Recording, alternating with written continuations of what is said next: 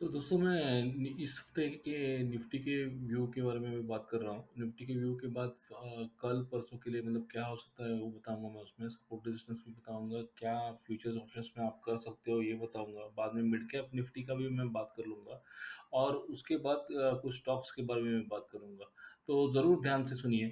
तो अभी ये निफ्टी का जो चार्ट है, वीकली चार्ट में सामने रखा हूँ। तो ये एक्चुअली कंटिन्यूशन मोड में है। थ्री वाइट सोल्जर्स नाम का पैटर्न है। ये अभी इंडिकेट कर रहा है कि पॉसिबली और अपसाइड आ सकती है।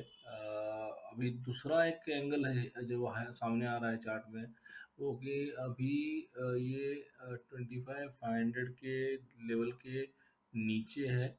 327 पे है अभी फ़िलहाल तो निफ्टी 25,327 पे है। और 25,500 तो एक स्टीफ रेजिस्टेंस पॉसिबली लगेगा मुझे कि वो क्रॉस करने के लिए थोड़ा तकलीफ होगा।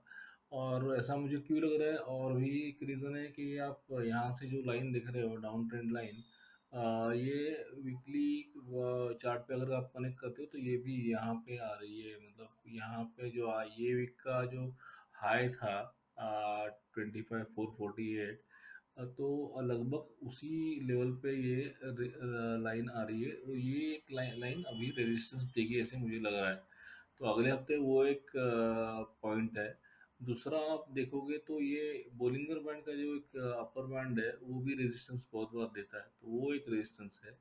और तीसरा है कि ये जो पीक है, यहाँ पे जो पीक है 25,625 का, तो वो एक रहेगा रेजिस्टेंस। तो अभी 25,450 से 25,600 50 तक एक अच्छा खासा रेजिस्टेंस बैंड बन गया है। तो ये क्रॉस करना एक झटके में मुझे तो लग रहा है थोड़ी दिक्कत आएगी करके। तो यहाँ पे अगर हम थोड़ा कंसोलिडेट भी करते हैं तो भी हमारे लिए अच्छा रहेगा, निफ्टी के लिए अच्छा रहेगा ऐसे मुझे लग रहा है।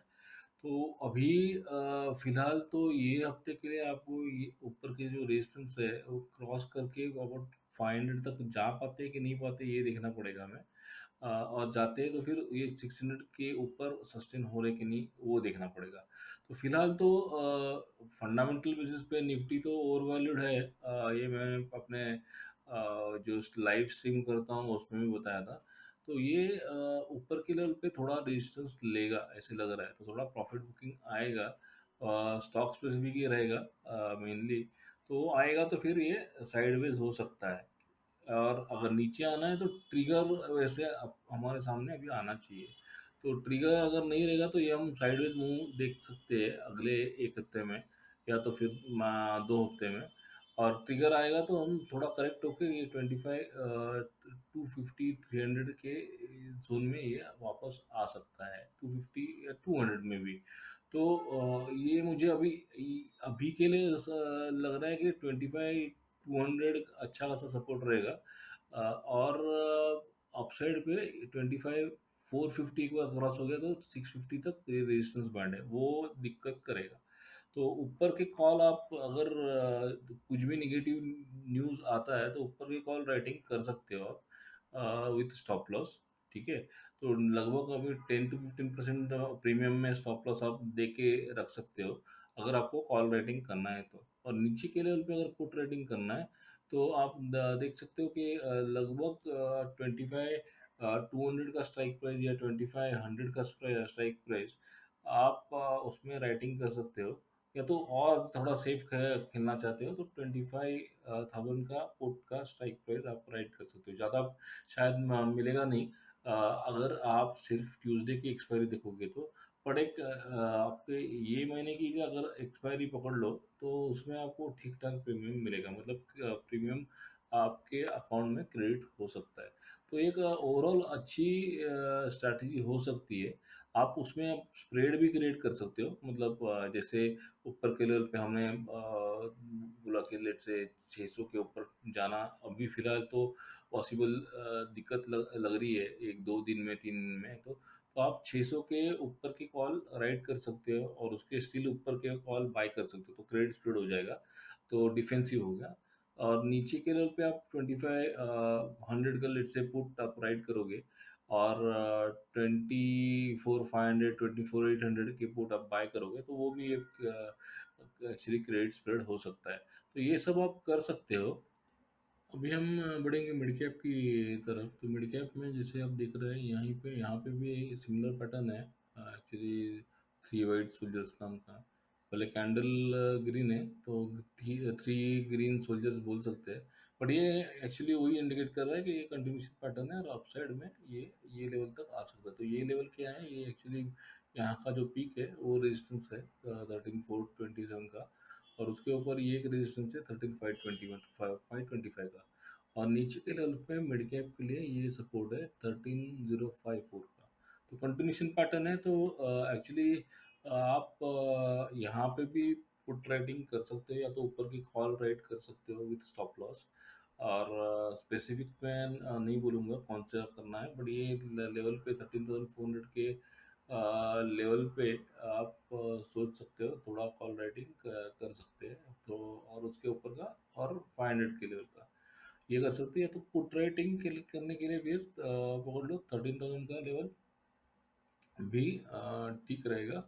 अगर आप पुट राइटिंग मतलब सिंपल पुट राइटिंग करोगे तो टोटली स्पेकुलेटिव हो जाएगा, तो स्टॉप लॉस डाल के करना पड़ेगा। नहीं तो स्प्रेड कर सकते हो, लाइक 13,000 का पुट राइट किया और 12,700 का पुट बाय कर लिया, या ऊपर पे हम कॉल राइटिंग करोगे तो लेट्स से अभी 13,240 है, तो 13,400 का कॉल राइट कर सकते हो और 13,500 का बाय कर सकते हो। ये सब कब कर सकते हो, तो आपका आपके अकाउंट में एक्चुअली फिर क्रेडिट आ जाएगा, वो क्रेडिट स्प्रेड रहेगा।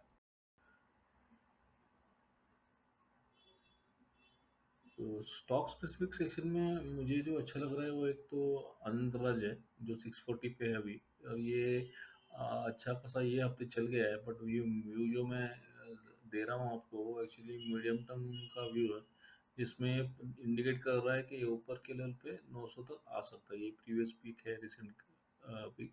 और इसमें ट्रिगर तो ये है कि एक्चुअली इसमें कंस्ट्रक्शन में तो है, लेकिन ये इसमें डेटा सेंटर का बहुत बड़ा कंपोनेंट एक्चुअली कंट्रीब्यूट करेगा आगे।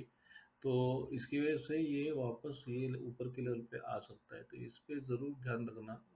580 600 एक सपोर्ट बैंड बोल सकते हो आप, और उसके ऊपर जब तक रहेगा ये और अपसाइड दिखाएगा ऐसा लग रहा है।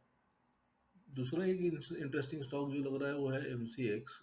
एम सी एक्स का आप देखोगे 8051 का एक्चुअली लेवल है अभी करंटली, और ये वीकली एवरेज का सपोर्ट लेके रिबाउंड लेने की एक्चुअली कोशिश कर रहा है। तो यहाँ पे आप अगर इमेजिन भी करोगे तो ये डाउन ट्रेंड लाइन के ऊपर आने की कोशिश कर रहा है। ये ऊपर अगर 80 अब 8,100 के ऊपर सेटल हो गया तो I think we can see upside, और अपसाइड आ सकती है 8,400 तक, या तो उसके भी ऊपर 9,000 तक आ सकती है।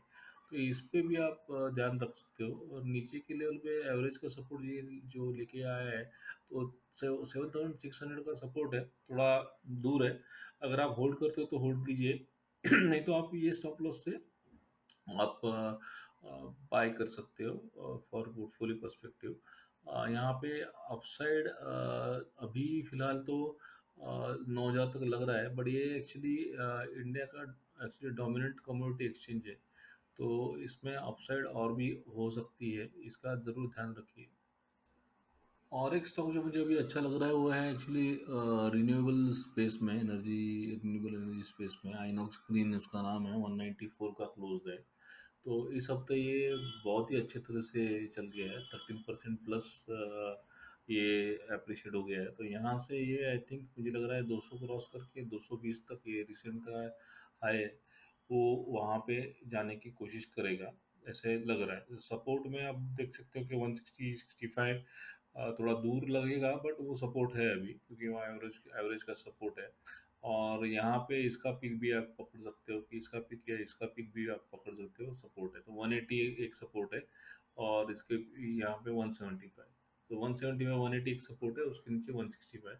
बट ये रिन्यूएबल एनर्जी स्पेस है जो डिमांड में रहेगी आगे मीडियम टर्म में टू लॉन्ग टर्म में, तो इसका इस पे भी आप ज़रूर ध्यान रखिए। हम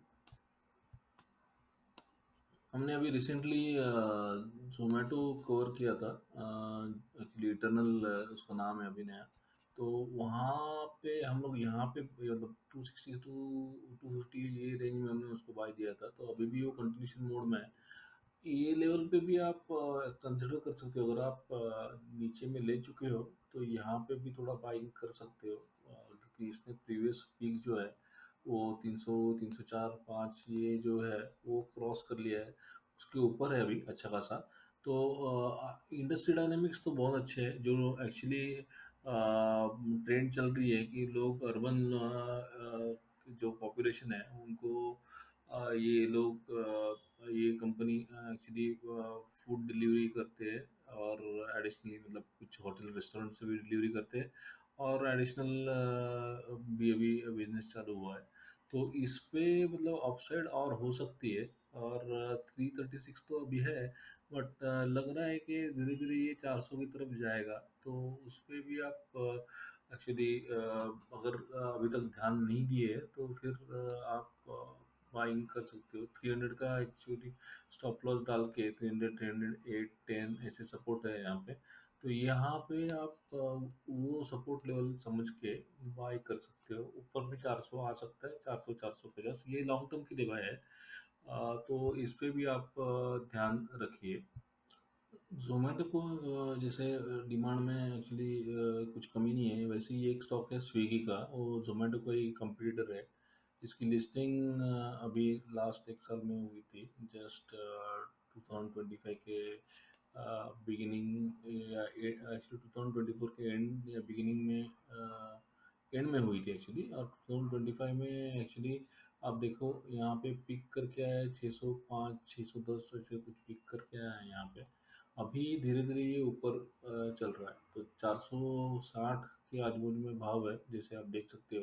और ये वीकली चार्ट है, तो मैं वही वापस ये बोल रहा हूँ कि मीडियम टर्म में ये एक्चुअली वापस ये पीक की तरफ जा सकता है। और नियरेस्ट सपोर्ट आप बोल रहे हो तो एक्चुअली 425 पकड़ सकते हो आप, वहाँ पे सपोर्ट है। उसके नीचे 400 का सपोर्ट है, ऊपर में ये एक्चुअली धीरे धीरे करके 600 के लेवल पे आजू बाजू में आ सकता है। तो जोमेटो भी सेम सेगमेंट में ही है, और उसका लीडिंग कंप्यूटर है।